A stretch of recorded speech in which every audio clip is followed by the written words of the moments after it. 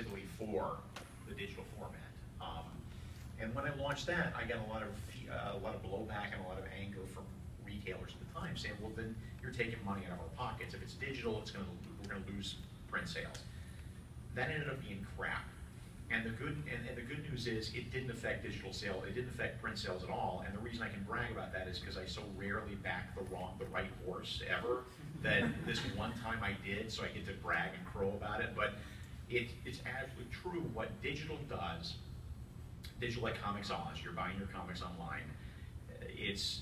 That is primarily for people who live in states like Wyoming, where there are no comic book stores. My hand to God, we looked at the map the other day. There's maybe one.